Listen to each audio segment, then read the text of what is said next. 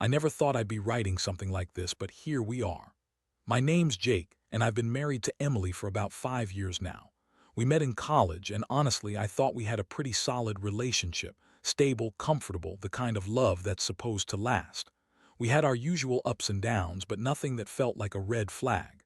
That was until about 6 months ago when I started noticing little things. She became more distant, flaky even. At first, I brushed it off. Maybe she was just stressed with work or something. She's a bitchy girl by nature, always quick to deny anything's wrong, always lying that I'm overthinking. But then I caught her lying about where she was going one night, and that's when my gut started screaming something was off. It was a Thursday night, and I had been out of town doing some research for work, controlled environment testing, a project I'd been obsessing over. I'd been gone for 3 days, and I trusted her enough to believe she'd spend her time at home. When I finally came back, I noticed her phone was acting weird. She kept hiding it, even more than usual. She'd get a text and her whole attitude would shift. I was starting to get suspicious, but I didn't want to jump to conclusions. I decided to wait.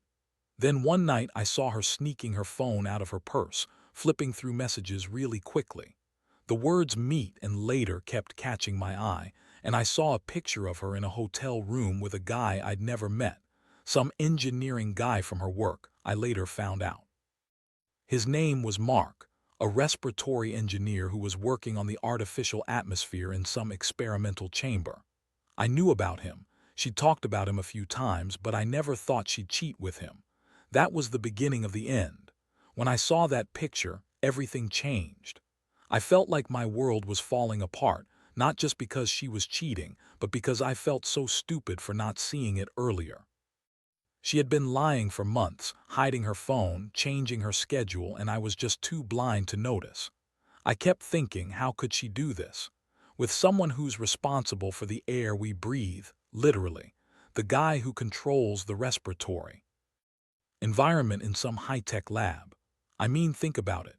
She's with him in some hotel room, probably doing God knows what, and all I could think about was how she lied to my face every single day. The betrayal wasn't just about the affair itself. It was about how she lied so effortlessly, like she had no regard for me or what we had. She's always been bitchy, always throwing her weight around, quick with a snide comment or a dismissive laugh, but this was next level. I was furious, hurt, confused. My mind kept racing.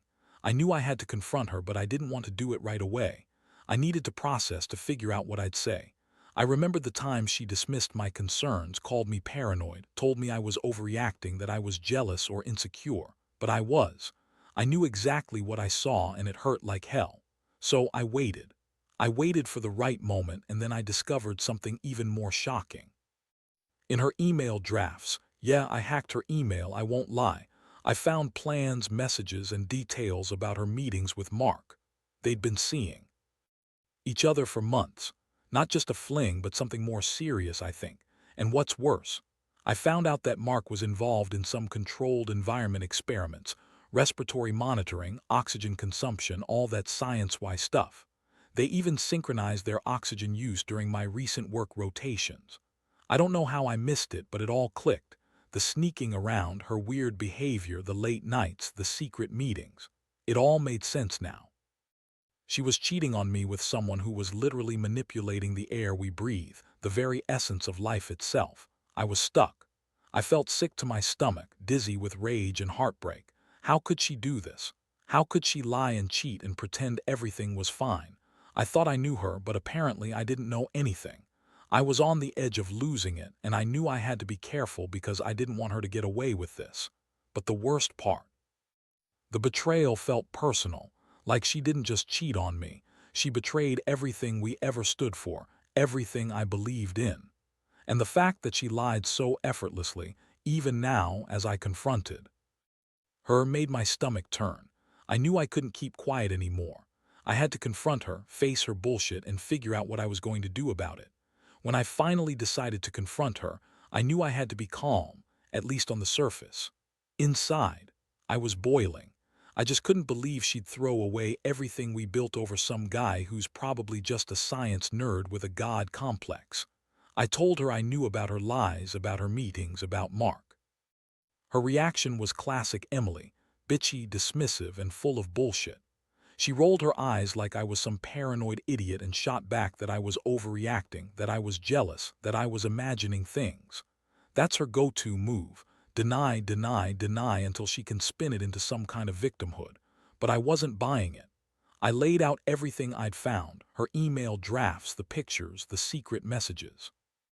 Her face turned red and she started to get angry, biting back with that high-pitched, snippy tone that makes my skin crawl. "You think I'm some slut?" she spat. "You're imagining things. You're just jealous because I have a life outside of your boring ass. Mark is just a friend, nothing more. You're losing your mind." That's when she lied outright. "I didn't cheat. That picture. That's from months ago before we even started the experiment.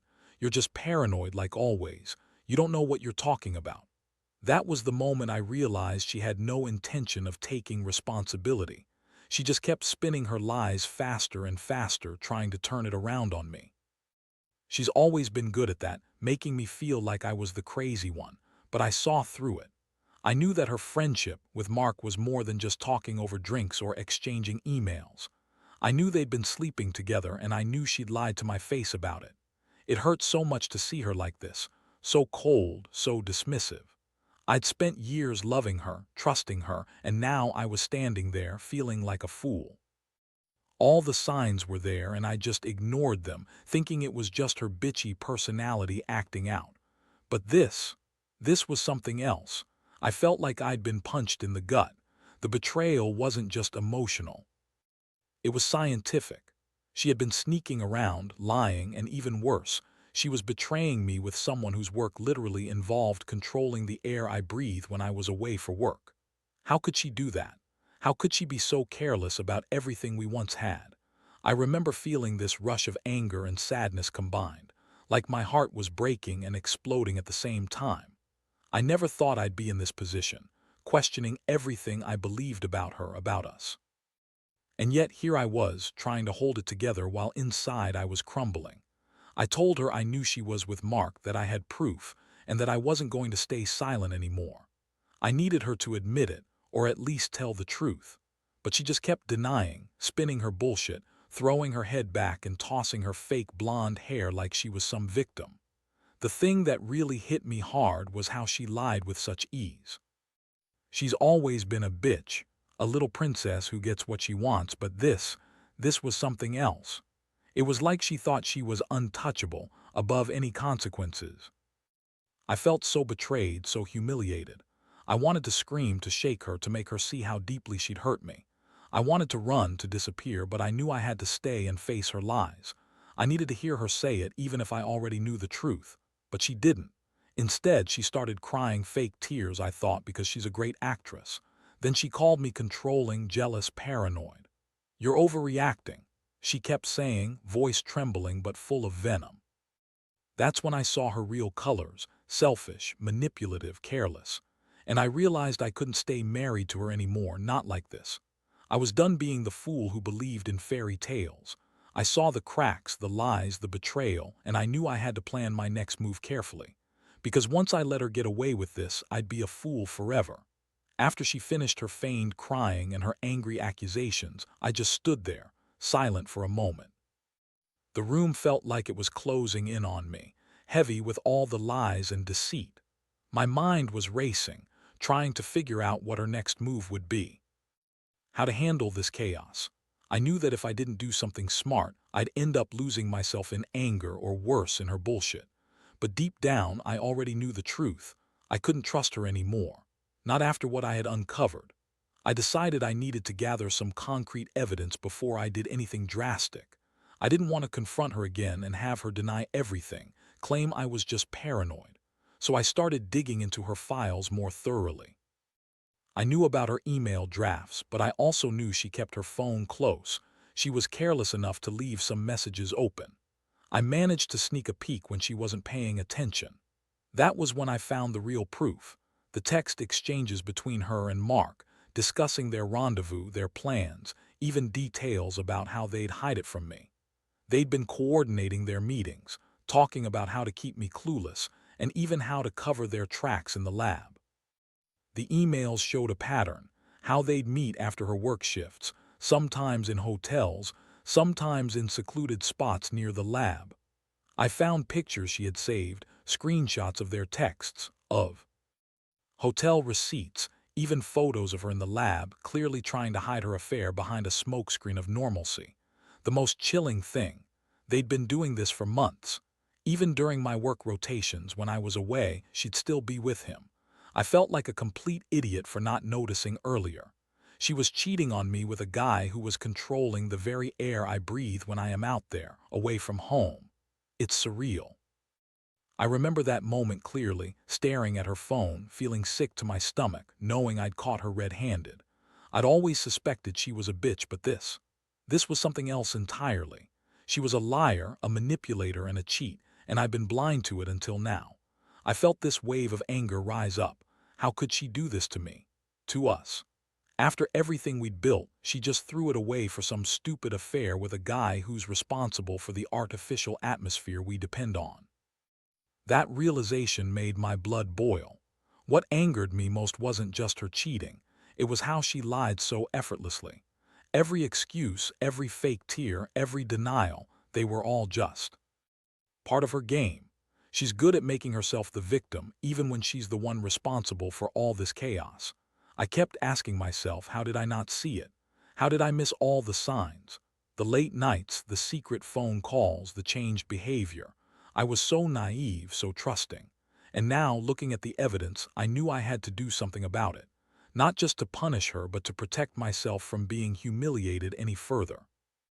I also remembered the reports from the lab, how her meetings with Mark coincided with some of my work rotations. The oxygen consumption patterns, the synchronized respiratory data, they were all test results I'd seen during my job. I realized that their affair was more than just about cheating. It was intertwined with her job, her work, her very career. I couldn't believe she'd risk so much, her reputation, my trust, everything, for some guy she barely knew. It made me question everything about her, her honesty, her morals, her very sense of integrity. I started planning. I knew I couldn't just confront her again without evidence. I needed her to admit it, to confess, or at least slip up. I had to make her realize I was onto her, that I had the proof. I decided I'd wait for her to make the next move, but I also knew I couldn't stay silent forever. She thought she could keep me in the dark, keep me controlled with her bitchy attitude, but I had the upper hand now. The truth was out, and there was no way I was going to let her ruin what little trust we had left. I had to decide whether I wanted to forgive her or cut her loose, though right now, that decision felt almost impossible. The betrayal cut too deep, and I knew the road ahead was going to be long and painful. The days that followed were a blur.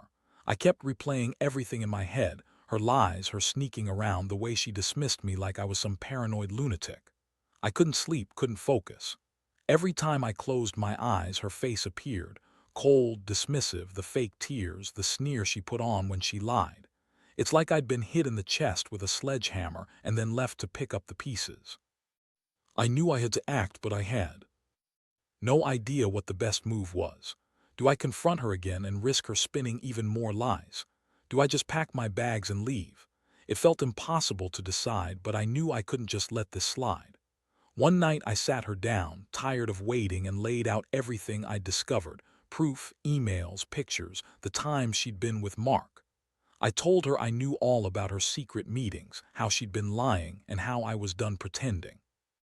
She looked at me with that familiar bitchy smirk, like she thought she was some queen who could manipulate her way out of anything.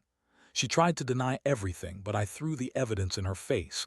Literally, I printed out her emails and showed her the screenshots. Her face turned red again, and then she started yelling. "You're crazy," she spat. "You're just jealous because I don't want to be stuck with a boring guy like you. Mark is just a friend. We're not doing anything yet." I couldn't believe her audacity. She really thought she could lie her way out of this, just like she always did. I was furious, and I told her she was full of shit, that I had the proof and I wasn't going to let her get away with this. That's when she really snapped.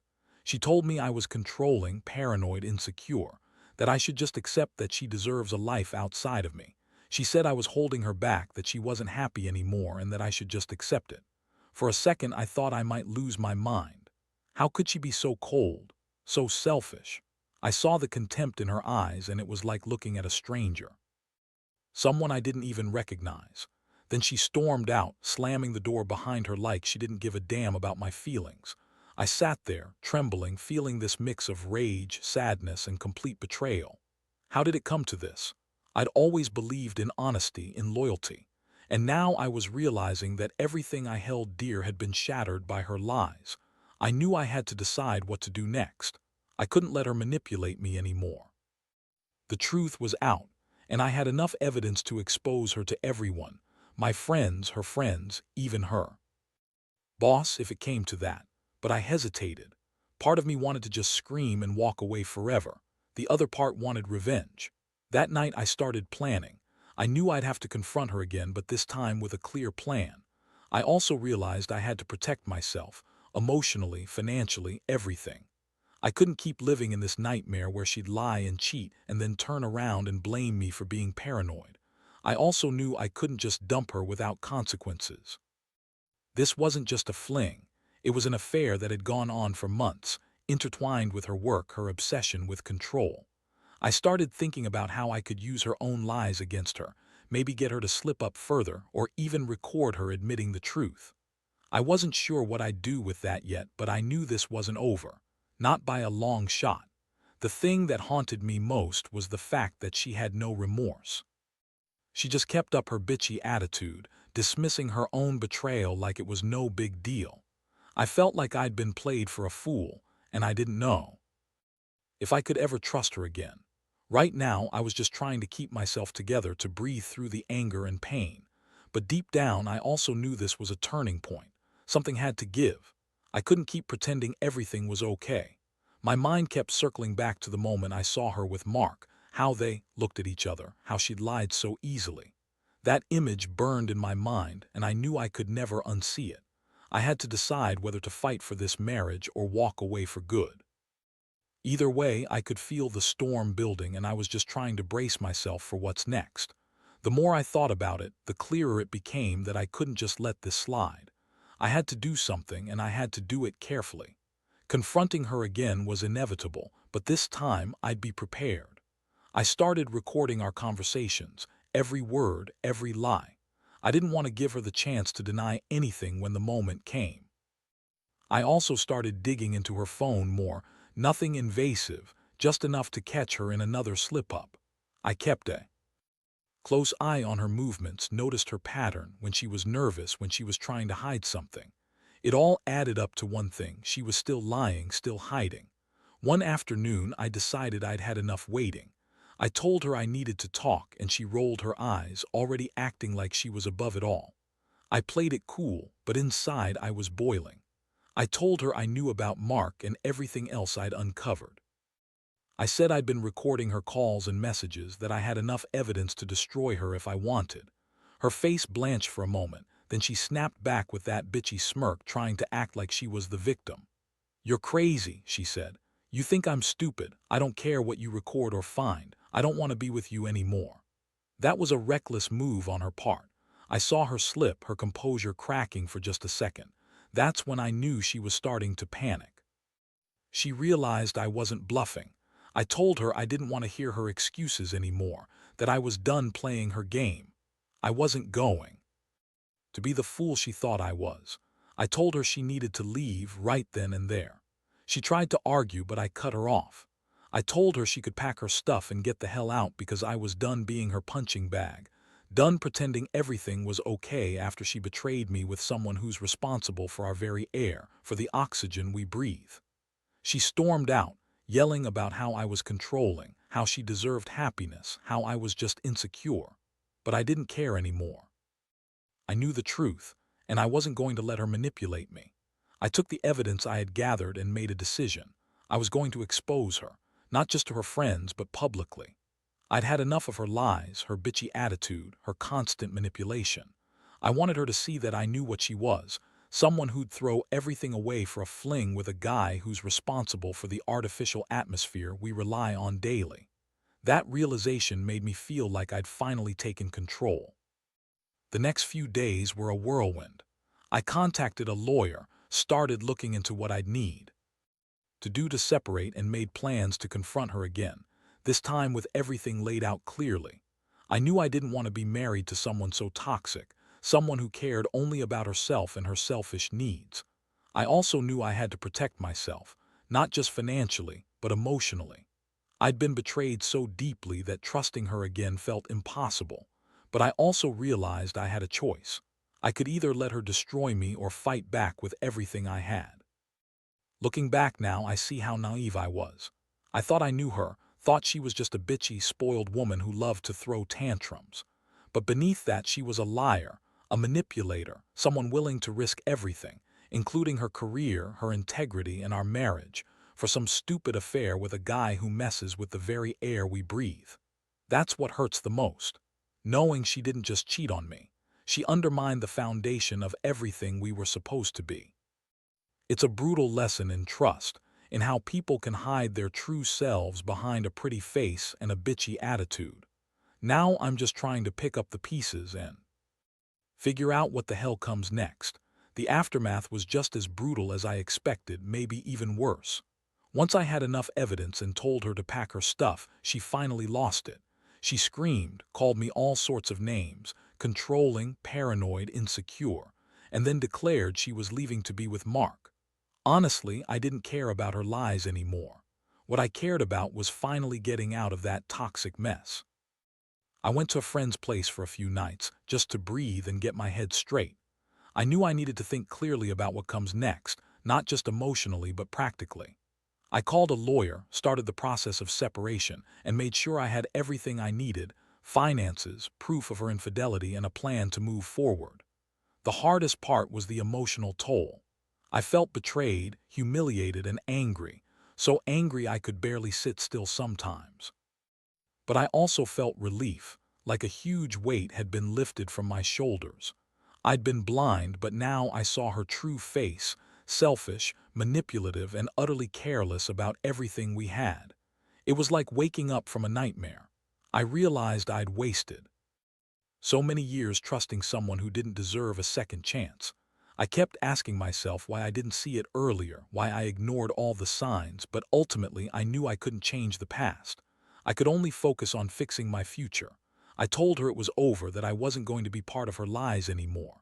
She called me a lot afterward, trying to guilt-trip me, crying fake tears, saying I was the one who was controlling her life. But I saw through it now. I knew her game. She thought she could manipulate me into staying, into accepting her betrayal. But I was done. Whatever she thought about me, I didn't care. I was more concerned with rebuilding my own life, getting rid of the poison she had injected into everything. In the end, I learned some hard lessons. Trust doesn't come easily, and some people are just plain selfish.